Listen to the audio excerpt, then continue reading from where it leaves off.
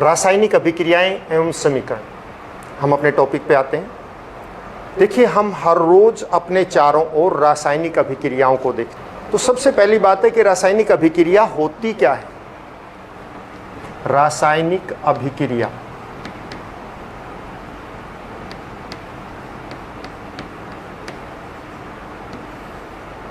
अभिक्रिया किसे कहते हैं? बच्चों, आपने सबने इसके नोट्स बना लेने हैं। अगर आपने अच्छी तरह से इस चीज़ को पढ़ना है, सीखना है, तो नोट्स बना लेने हैं। और इस बार आपको छूट नहीं मिलेगी। मैं आपको क्लियर कट बता देता हूं कि ये सोचें कि इस बार वैसे ही पास हो जाएंगे, नहीं। जिस तरह से सीबीएसई ने अपना पैटर्न दे दिया है, तो हरियाणा बोर्ड भी ठीक उसी तरह का लगभग पैटर्न देगा। उनके जो है 1 नवंबर दिसंबर में एग्ज़ाम होंगे और उसके बाद फिर मार्च या अप्रैल में होंगे। ठीक उसी तरह का सिस्टम आपका भी रहेगा। तो एग्ज़ाम पक्का होंगे, चाहे वो ऑनलाइन हो या ऑफलाइन हो, होंगे ज़रूर। जैसे ही पता लगता है किस तरह का पैटर्न, तो वो आपको बता दिया जाएगा। लेकिन इस बार ये कन्फर्म है कि एग्ज़ाम हर हालत में लिए जाएंगे। रासायनिक अभिक्रिया क्या होती है? हम अपने चारों ओर हर रोज़ बहुत सारी रासायनिक अभिक्रियाएं देखते हैं। क्या रासायनिक अभिक्रियाएं देखते हैं हम? जैसे दूध का दही में बदलना, ये रासायनिक अभिक्रिया है। खाना पकाया जाता है, पकना रासायनिक अभिक्रिया है। हमारे शरीर में जाकर भोजन पचता है, रासायनिक अभिक्रिया है। लोहे को जंग लगना, ये रासायनिक अभिक्रिया है। इस प्रकार से बहुत सारी रासायनिक अभिक्रियाएं हम हर रोज अपने चारों ओर देखते हैं। तो वास्तव में रासायनिक अभिक्रिया होती क्या है? ऐसी कोई भी क्रिया, ऐसी कोई भी प्रक्रिया जिसमें नए पदार्थ बनते हों नए गुणों के साथ, उन्हें हम रासायनिक अभिक्रिया कहते हैं। ऐसी कोई भी अभिक्रिया या ऐसी कोई प्रक्रिया जिसमें नए पदार्थ बनते हैं नए गुणों के साथ, उसे रासायनिक अभिक्रिया कहते हैं। नए पदार्थ से क्या मतलब है? नए पदार्थ का मतलब है कि जिसके गुण अलग हों, उसे नया पदार्थ कहते हैं। ये नहीं जैसे हमारे पास एक पेन है, हम एक नया पेन ले आए तो हम कहें कि ये नया पेन है। रासायनिक अभिक्रिया के आधार पर वो नया नहीं है। नया मतलब जिसके गुण बिल्कुल अलग हो जाएं, पहले से बिल्कुल डिफरेंट हो। जैसे दूध से दही बन गई, तो दूध के गुण अलग हैं और दही के अलग हैं। जैसे हाइड्रोजन एंड ऑक्सीजन दोनों मिलके जल बना देते हैं, पानी बनाते हैं। जल के गुण अलग होते हैं, हाइड्रोजन के अलग होते हैं और ऑक्सीजन के अलग होते हैं। तो हाइड्रोजन और ऑक्सीजन के गुणों से जल के गुण नहीं मिलते। तो इस तरह से नया पदार्थ वो है कि जिसके गुण बिल्कुल, गुणधर्म बिल्कुल अलग हो जाएं, उसे नया पदार्थ कहते हैं। और ऐसी प्रक्रिया को हम रासायनिक अभिक्रिया कहते हैं। ऐसी प्रक्रिया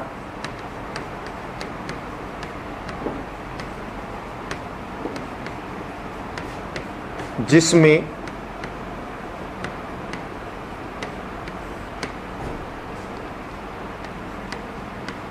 नए गुणधर्मों के साथ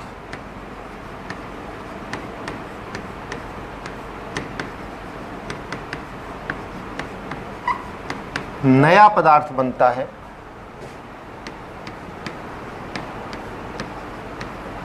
नया पदार्थ बनता है, उसे रासायनिक अभिक्रिया कहते हैं।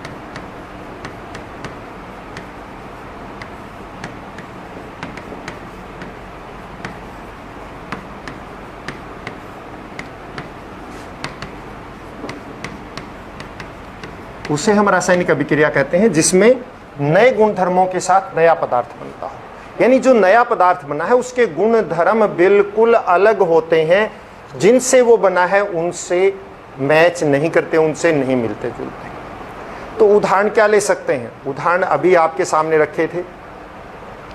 जैसे हमारी रसोई के अंदर एलपीजी जलती है और उससे ऊष्मा निकलती है, ये रासायनिक अभिक्रिया है।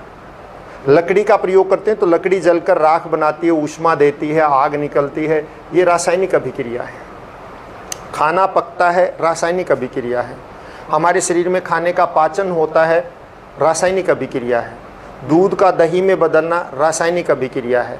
आपके घर में कोई फल रखा है, वो गल सड़ जाता है, ये गलना सड़ना क्या है? रासायनिक अभिक्रिया है। इस प्रकार से हमेशा ऐसे जिसमें नए पदार्थ बन जाते हैं, वो सभी प्रक्रियाओं को, उन सभी ऐसी क्रियाओं को हम क्या कहते हैं? रासायनिक अभिक्रिया कहते हैं। एक रासायनिक अभिक्रिया मैं आपके सामने अभी करके भी दिखा देता हूं, आपकी किताब में भी है कि मैग्नीशियम रिबन जब जलता है तो उसमें बहुत ज़्यादा ऊष्मा उत्पन्न होती है, श्वेत लो निकलती है। ये मेरे हाथ में एक मैग्नीशियम रिबन है, अगर आपको दिखाई दे रहा हो तो, और अगर अब स्पष्ट नहीं भी दिख रहा है तो आपको जो वीडियो लेक्चर भेजा जाएगा उसमें बिल्कुल साफ स्पष्ट नजर आएगा ये। तो ये मैग्नीशियम रिबन है, ये एक प्रकार की धातु है। इस मैग्नीशियम रिबन को जलाकर हम जलेगा तो देखिएगा बहुत ज़्यादा श्वेत लो उत्पन्न होती है, ऊष्मा उत्पन्न होती है और सफ़ेद रंग की राख बनती है। ये इसका जलना रासायनिक अभिक्रिया कहलाता है। देखिए आपके समक्ष में इसको, ये मेरे हाथ में स्पिरिट लैंप है, इस स्पिरिट लैंप से को जलाकर मैं मैग्नीशियम रिबन को जलाकर दिखाता हूँ आपको। मैग्नीशियम रिबन को जलाने के लिए सबसे पहले उसको जो है सैंड पेपर से रगड़ा जाता है, और मैंने इसको सैंड पेपर से पहले से ही रगड़ के रखा है। इसको जो है अच्छी तरह से रगड़ लिया है, क्योंकि इसके ऊपर एक परत होती है, वो भी आपको प्रश्न में बताया जाएगा। सबसे पहले आप देखिए कि ये जलना प्रारंभ करेगा थोड़ी देर में। अभी आपके समक्ष ये स्पिरिट लैंप है, स्पिरिट लैंप पे मैं इस मैग्नीशियम रिबन को जला रहा हूँ। ये देखिए जलना शुरू हो गया है, आपको दिखाई दे रहा होगा।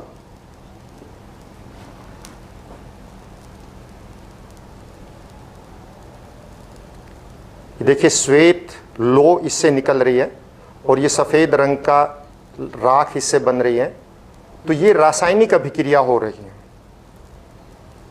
यह अभिक्रिया रासायनिक अभिक्रिया है जिसमें पदार्थ जल के और नया पदार्थ बना रहा है।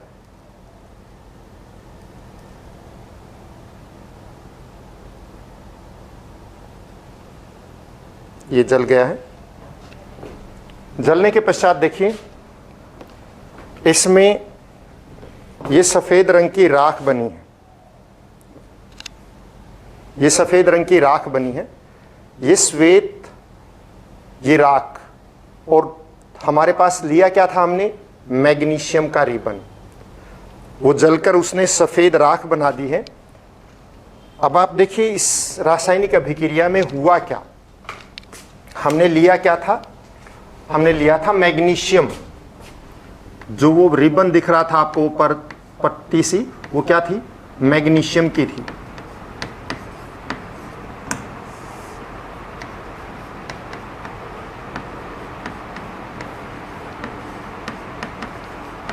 और वो ऑक्सीजन के अंदर जला, क्योंकि वायु की उपस्थिति में जलेगा, उसके बिना तो जल नहीं सकता।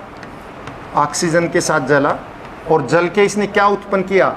इसने सफ़ेद रंग की जो राख उत्पन्न की वो वास्तव में मैग्नीशियम ऑक्साइड है। मैग्नीशियम ऑक्साइड बना। आपने देखा कि मैग्नीशियम का रिबन जो है वो बिल्कुल धातु है, वो ठोस है, और जलने के बाद क्या बन गई? एक सफ़ेद राख। तो बिल्कुल नया पदार्थ बना, उस मैग्नीशियम ऑक्साइड बना। इस मैग्नीशियम ऑक्साइड के गुण मैग्नीशियम से और ऑक्सीजन से बिल्कुल अलग है। तो ये एक रासायनिक अभिक्रिया है। आपसे इससे संबंधित प्रश्न पूछे जा सकते हैं। प्रश्न क्या हो सकता है? मैग्नीशियम रिबन को जलाने के बाद क्या उत्पन्न होता है? मैग्नीशियम ऑक्साइड उत्पन्न होता है। मैग्नीशियम ऑक्साइड का रंग कैसा है? सफ़ेद। जब मैग्नीशियम रिबन जलता है तो उसकी लो किस प्रकार की उत्पन्न होती है? श्वेत चमकीली लो उत्पन्न होती है, क्योंकि बहुत ज़्यादा आपने देखा होगा चमकीली थी, सफ़ेद रंग की थी। तो इस प्रकार से प्रश्न पूछे जा सकते हैं। एक प्रश्न ये पूछा जा सकता है कि मैग्नीशियम रिबन को जलाने से पहले उसको रगड़ना क्यों पड़ता है, रगड़कर साफ क्यों करना पड़ता है? क्योंकि मैग्नीशियम रिबन के ऊपर मैग्नीशियम ऑक्साइड की परत होती है जो उसको जलने नहीं देती, इसलिए उसको रगड़कर साफ किया जाता है। ये प्रश्न अक्सर एग्जाम में पूछे जाते हैं। जो प्रक्रिया आपने देखी कि मैग्नीशियम रिबन जल रहा है और उसमें से श्वेत प्रकाश उत्पन्न हो रहा है, धुआं निकल रहा है, सफ़ेद रंग की राख बनी है, ये सारी प्रक्रिया को हम रासायनिक अभिक्रिया कहते हैं। उसको क्या कहते हैं? रासायनिक अभिक्रिया। अब रासायनिक अभिक्रिया में क्या क्या होता है, आपको कैसे पता लगेगा कि कोई रासायनिक अभिक्रिया हो रही है या नहीं हो रही? जब भी रासायनिक अभिक्रिया होती है तो उसमें या तो ऊष्मा का बदलाव होगा, यानी ऊष्मा ग्रहण होगी या ऊष्मा उत्पन्न होगी। या तो ऊष्मा ग्रहण होगी या फिर ऊष्मा उत्पन्न होगी, यानी अथवा नहीं, कहने का मतलब तापमान में परिवर्तन अवश्य होगा।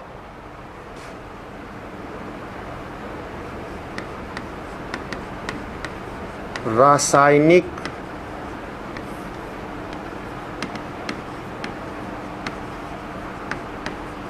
अभिक्रिया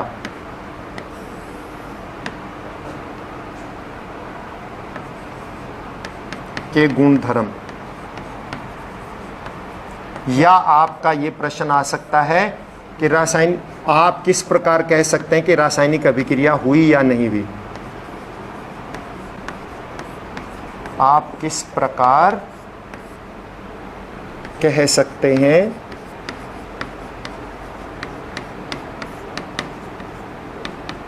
कि रासायनिक अभिक्रिया हुई?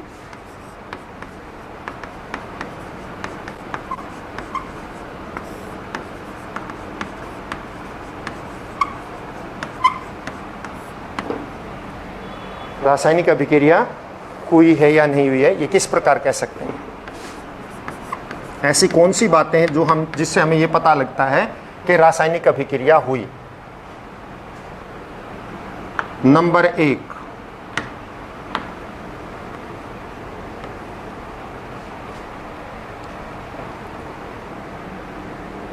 तापमान में परिवर्तन।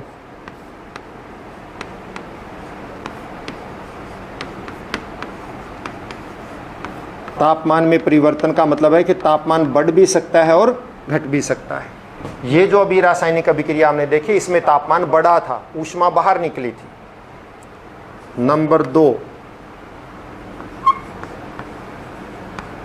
प्रकाश उत्पन्न होना। अगर प्रकाश उत्पन्न होता है तो भी रासायनिक अभिक्रिया हुई।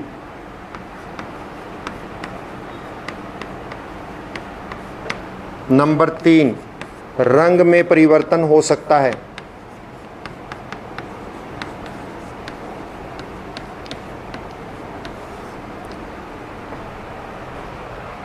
अवस्था में परिवर्तन, अभी मैं इनका मीनिंग समझाऊंगा आपको।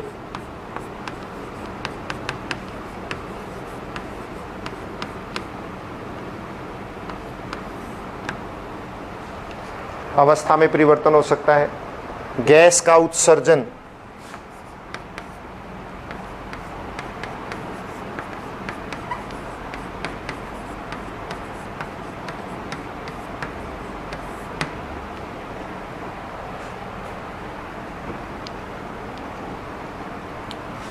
इस प्रकार से यदि इनमें से कोई क्रिया आपके सामने हो रही है तो इसका मतलब रासायनिक अभिक्रिया हुई है। तापमान में परिवर्तन, या तो तापमान बढ़ेगा या तापमान घट जाएगा। अधिकतर रासायनिक अभिक्रियाओं में तापमान बढ़ता है, तापमान ज़्यादा हो जाता है। जैसे अभी हमने देखा, तापमान बढ़ गया, कोई चीज़ जलती है तो तापमान बढ़ता है, यानी ऊष्मा बाहर निकलती है। ज़्यादातर में ऊष्मा बाहर निकलती है, तो जिनमें ऊष्मा बाहर निकलेगी तो इसका मतलब रासायनिक अभिक्रिया हुई। और यदि ऊष्मा ग्रहण होती है तब भी हम ये मानते हैं कि रासायनिक अभिक्रिया हुई। लेकिन ज़्यादातर आपको बताया कि अधिकतर ऐसी अभिक्रियाएं होती हैं जिनमें ऊष्मा बाहर निकलती है। प्रकाश का उत्पन्न होना, यदि प्रकाश उत्पन्न होता है तब भी हम मानते हैं कि रासायनिक अभिक्रिया हो सकती है। जरूरी नहीं है लेकिन हो सकती है। अभी हमने जो अभी मैग्नीशियम रिबन को जलाया और मैग्नीशियम रिबन को जलाने के बाद हमें पता लगा कि उसमें तापमान भी बढ़ा और प्रकाश भी उत्पन्न हुआ। रंग में परिवर्तन हो सकता है। कई बार हमारे घर में रखा हुआ भोजन का रंग बदल जाता है, तो इसका मतलब उसमें कोई रासायनिक अभिक्रिया हो चुकी है और वो भोजन अब खाने के लायक नहीं रहा है। अवस्था में परिवर्तन हो सकता है। तरल से ठोस बन सकते हैं, कोई भी पदार्थ तरल से ठोस बन सकता है तो उसका अवस्था में परिवर्तन। जैसे हाइड्रोजन और ऑक्सीजन की अभिक्रिया करवाएं तो तरल पदार्थ बन जाता है, यानी कि पानी बन जाता है, अवस्था में परिवर्तन हो गया। गैस का उत्सर्जन, यानी गैसें निकलती हैं और गैस निकलेगी तो हमें ये भी पता लगेगा कि उसके अंदर जो है गंध का परिवर्तन भी हो सकता है। तो गंध का परिवर्तन भी आप लिख सकते हो। गंध का परिवर्तन ही लिख दो, मतलब जो पहले स्मेल आ रही थी उस तरह उससे बदल गई है, गंध का परिवर्तन। तो ये सभी क्रियाएं हों, जैसे कोई भोजन गल सड़ जाता है तो उसमें बदबू आने लग जाती है तो गंध का परिवर्तन हो गया। तो ये इनमें से कोई भी एक बात होना ये दर्शाता है कि रासायनिक अभिक्रिया हुई। तो आप समझ गए कि रासायनिक अभिक्रिया क्या होती है, कि वह प्रक्रिया जिसमें नए पदार्थ बनते हैं नए गुण धर्मों के साथ। आपको कम से कम 6-7 उदाहरण पता होने चाहिए रासायनिक अभिक्रिया के जो आपके चारों ओर होती हैं, जो अभी हमने उदाहरण किए थे उसी प्रकार के। एक मैग्नीशियम रिबन की मैं अभी दोबारा इसको करूंगा, तो मैग्नीशियम रिबन वाली भी आपको पता होनी चाहिए क्योंकि ये भी हमारे सिलेबस में है। मैग्नीशियम रिबन को हमने अभी जलाया था तो आपने देखा कि मैग्नीशियम जला और मैग्नीशियम के जलने से मैग्नीशियम का किसकी उपस्थिति में, ऑक्सीजन की उपस्थिति में।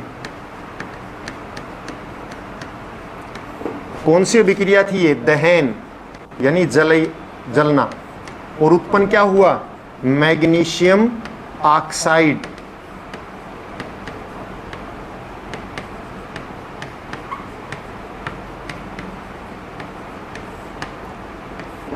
अब रासायनिक अभिक्रिया जो हमारे सामने हुई थी वो है। अब क्या करते हैं कि रासायनिक अभिक्रियाओं को कागज पे निरूपित करने का ढंग, कागज के ऊपर उसको लिखना, उसको बोलते हैं रासायनिक समीकरण। इसका रासायनिक समीकरण क्या बनेगा मैं पहले वो बता देता हूं। जैसे मैग्नीशियम का संकेत होता है Mg, ऑक्सीजन का सूत्र होता है O2, दहन हो रहा है और बना है मैग्नीशियम ऑक्साइड, तो मैग्नीशियम ऑक्साइड का सूत्र होता है MgO। ये इस प्रकार से किसी भी रासायनिक अभिक्रिया को उसमें जितने भी पदार्थ शामिल हैं उनके संकेतों और सूत्रों की सहायता से लिखना, इसको हम कहते हैं रासायनिक समीकरण। किसी भी रासायनिक अभिक्रिया को उसमें शामिल सभी पदार्थों के संकेतों और सूत्रों की सहायता से निरूपित करना क्या कहलाता है, रासायनिक समीकरण। रासायनिक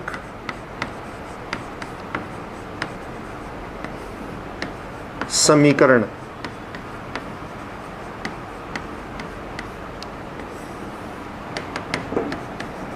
बहुत इंपॉर्टेंट डेफिनेशन है ये।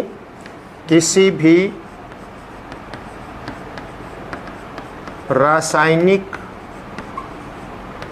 तो रासायनिक समीकरण किसी भी रासायनिक अभिक्रिया को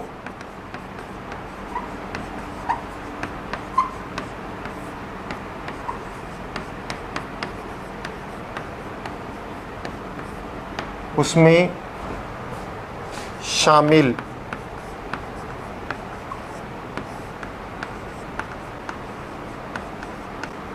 सभी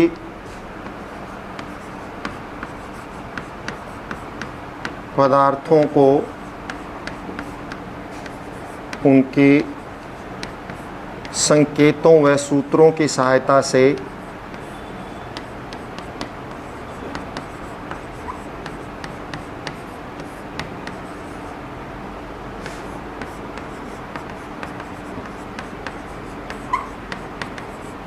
निरूपित करना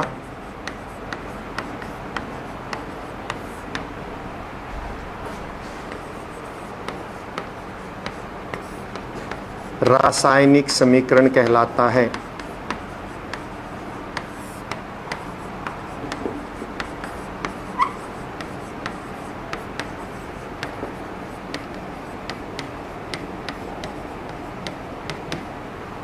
जितने भी पदार्थ उसमें शामिल हैं उन सभी पदार्थों को उसके संकेतों और सूत्रों की सहायता से निरूपित करने को हम रासायनिक समीकरण कहते हैं। फिर मैं वही उदाहरण ले लेता हूं, जैसे ये रासायनिक समीकरण है, या और उदाहरण ले लीजिए कि हाइड्रोजन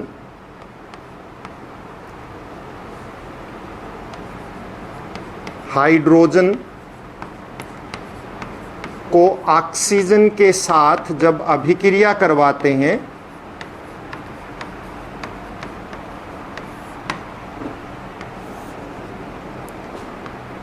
विद्युत धारा उसमें से गुजारी जाती है तो जल बनता है। अब आप देखिए हाइड्रोजन का सूत्र क्या है, H2। ऑक्सीजन का सूत्र क्या है, O2। जल का सूत्र क्या है, H2O। अभिक्रिया क्या है, हाइड्रोजन को ऑक्सीजन के साथ अभिक्रिया करवानी, जल बनेगा।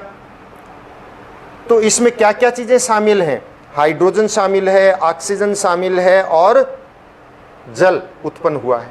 इन सब को इनके संकेतों या सूत्रों की सहायता से निरूपित कर देना, ये क्या है, रासायनिक अभिक्रिया।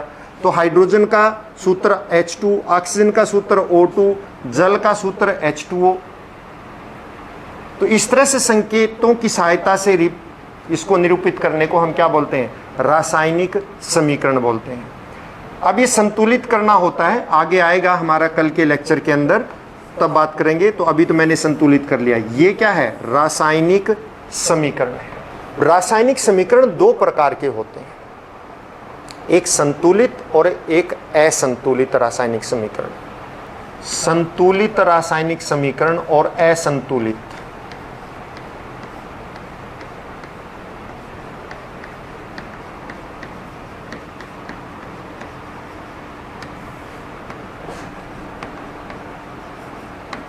संतुलित रासायनिक समीकरण और दूसरा कौन सा होता है, असंतुलित।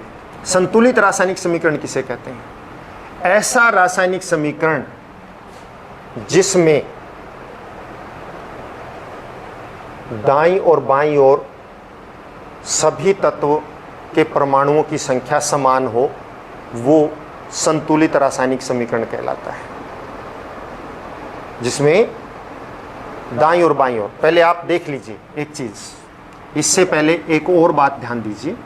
मान लिया मैग्नीशियम रिबन ऑक्सीजन की उपस्थिति में जलता है और क्या बनता है, मैग्नीशियम ऑक्साइड। ये जो बाईं ओर के पदार्थ हैं इनको बोलते हैं अभिकारक। क्या कहते हैं इनको हम, अभिकारक।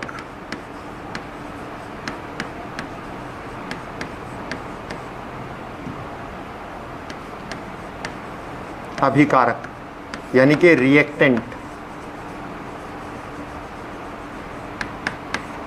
और ये जो बाईं और दाईं ओर होते हैं, ये बाईं ओर के वालों को सबको क्या बोलते हैं, अभिकारक। और जितने भी इधर होंगे इनको बोलते हैं उत्पाद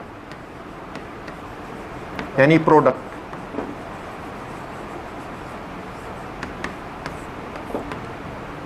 अभिकारक और उत्पाद में अलग अलग तत्वों के परमाणुओं की संख्या यदि बराबर है तो उसे हम संतुलित रासायनिक समीकरण कहते हैं। यदि अभिकारकों और उत्पादों में अलग अलग विभिन्न तत्वों के परमाणुओं की संख्या समान है तो उसे हम क्या कहते हैं? संतुलित रासायनिक समीकरण कहते हैं।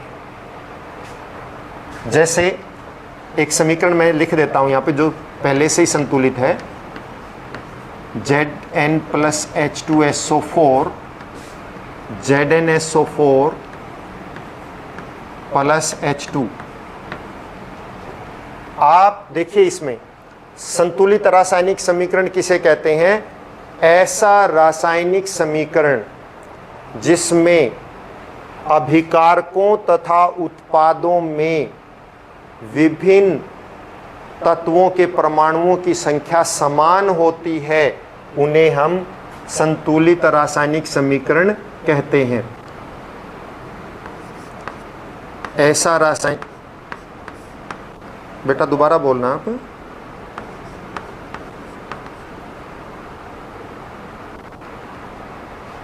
H2 के बाद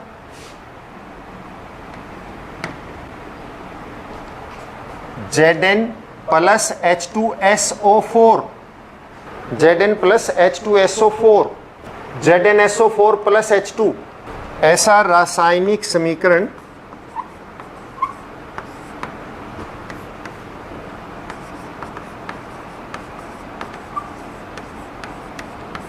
जिसमें, हाँ जी बेटा आवाज नहीं आ रही? हेलो हेलो, अब आ रही है? आवाज आ रही है क्या अब? अच्छा अच्छा। ऐसा रासायनिक समीकरण जिसमें अभिकारकों तथा उत्पादों में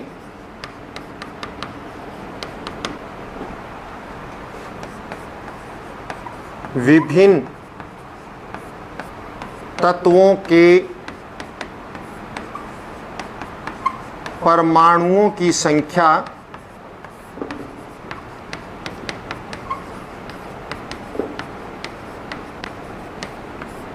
समान होती है,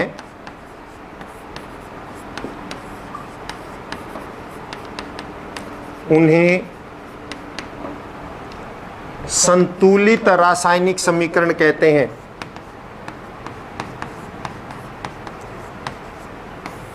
संतुलित रासायनिक समीकरण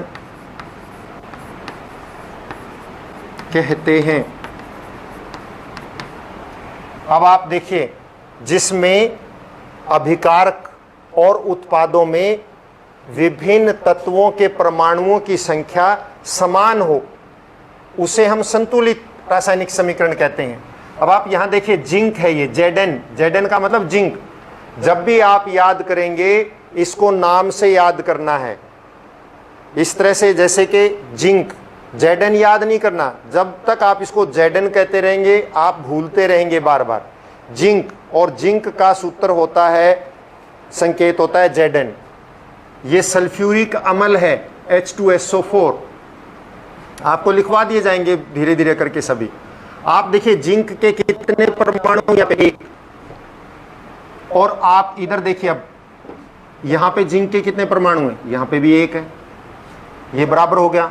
हाइड्रोजन के कितने परमाणु हैं? यहां पे दो, इधर कितने हैं? दो, ये भी बराबर है। सल्फर S एक, यहां पे भी एक। जिंक इधर एक है, उधर भी जिंक एक है। हाइड्रोजन यहां पे दो हैं, उधर भी हाइड्रोजन दो हैं। इधर सल्फर S एक है, इधर भी एक है। ऑक्सीजन यहां चार हैं, उधर भी चार हैं। तो सभी परमाणुओं, सभी तत्वों के परमाणु क्या हैं? बराबर हैं, अभिकारक में भी और उत्पाद में भी। तो ऐसे रासायनिक समीकरण जिसमें अभिकारकों और उत्पादों में विभिन्न तत्वों के परमाणुओं की संख्या समान होती है, उसे हम क्या कहते हैं? संतुलित रासायनिक समीकरण कहते हैं। अब आप दूसरे में देखिए, यहाँ मैग्नीशियम 1 है तो यहाँ पे भी मैग्नीशियम 1 है। यहाँ ऑक्सीजन कितने हैं? 2, और यहाँ पे ऑक्सीजन क्या है? 1 है। बराबर नहीं है तो ये संतुलित नहीं है, इसको क्या बोलते हैं? असंतुलित। दोबारा सुन लीजिए, संतुलित रासायनिक समीकरण कौन से होते हैं? ऐसे रासायनिक समीकरण जिनमें अभिकारकों तथा उत्पादों में विभिन्न परमाणुओं के तत्वों की संख्या विभिन्न तत्वों के परमाणुओं की संख्या समान हो तो उसे हम संतुलित रासायनिक समीकरण कहते हैं। और दूसरा क्या होगा? उदाहरण के लिए आपने ये उदाहरण दे दिया, तो यहाँ देखिए संतुलित रासायनिक समीकरण है ये, क्योंकि यहाँ पर जिंक, हाइड्रोजन, सल्फर, ऑक्सीजन सभी परमाणुओं के तत्व यानी सभी परमाणुओं की संख्या जो है वो समान है। किसमें? अभिकारक में और उत्पाद में। अब इसके बाद आता है असंतुलित रासायनिक समीकरण। असंतुलित रासायनिक समीकरण क्या होता है?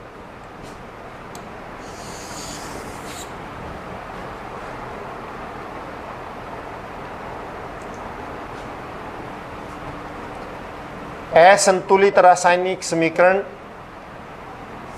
ऐसा रासायनिक समीकरण जिसमें, इसी को मैं चेंज कर देता हूं, ऐसा रासायनिक समीकरण जिसमें अभिकारकों तथा उत्पादों में विभिन्न तत्वों के परमाणुओं की संख्या समान नहीं होती है, यानी असमान होती है, उन्हें हम क्या कहते हैं? असंतुलित रासायनिक समीकरण कहते हैं। संख्या समान नहीं होती है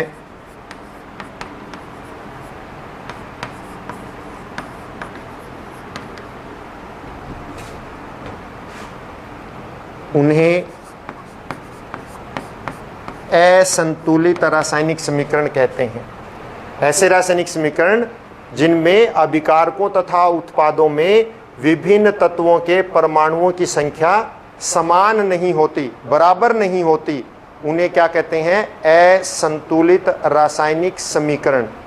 दोबारा सुन लीजिए, ऐसे रासायनिक समीकरण जिनमें उत्पादों तथा अभिकारकों में विभिन्न तत्वों के परमाणुओं की संख्या समान नहीं होती, उन्हें हम असंतुलित रासायनिक समीकरण कहते हैं। और असंतुलित रासायनिक समीकरण का उदाहरण हम क्या ले सकते हैं? जो बार बार आपके सामने है, आपको पता है, उन्हीं का लीजिए। जैसे हाइड्रोजन ऑक्सीजन के साथ अभिक्रिया करके क्या बनाता है? जल। आप यहाँ देखिए हाइड्रोजन कितने हैं? यहाँ पे 2, इसमें भी हाइड्रोजन 2, यहाँ ऑक्सीजन कितने हैं? 2, और यहाँ पर ऑक्सीजन कितने हैं? 1। बराबर नहीं है, सभी बराबर नहीं है, इसलिए ये समीकरण क्या हो गया? असंतुलित हो गया। दूसरा, अभी हमने मैग्नीशियम रिबन का किया था, तो मैग्नीशियम ऑक्सीजन, और इससे बनता है मैग्नीशियम ऑक्साइड। इसमें देखिए मैग्नीशियम 1 है, यहाँ पे 1, यहाँ ऑक्सीजन 2 है, यहाँ पे ऑक्सीजन 1, तो ये भी असंतुलित है। और जो रासायनिक समीकरण असंतुलित होते हैं उनको संतुलित किया जाना चाहिए, संतुलित किया जाना चाहिए। कैसे संतुलित करते हैं ये हम कल के लेक्चर में करेंगे। क्यों संतुलित करते हैं? क्योंकि किसी भी रासायनिक अभिक्रिया में कभी भी द्रव्यमान न तो बनता है और न ही नष्ट होता है। जब द्रव्यमान न बनता है न नष्ट होता है, द्रव्यमान समान रहता है, तो इसका मतलब तत्वों के परमाणुओं की संख्या भी समान रहेगी। तो इसलिए इसको तत्वों के परमाणुओं की संख्या समान होती है वास्तव में, लेकिन इस समीकरण में हम देख रहे हैं दोनों में समान नहीं है, लेकिन वास्तव में समान होती है, तो इसको समान किया जाना चाहिए। किस प्रकार से इसको संतुलित करेंगे वो हम कल के लेक्चर में करेंगे। आज के लिए इतना ही काफ़ी।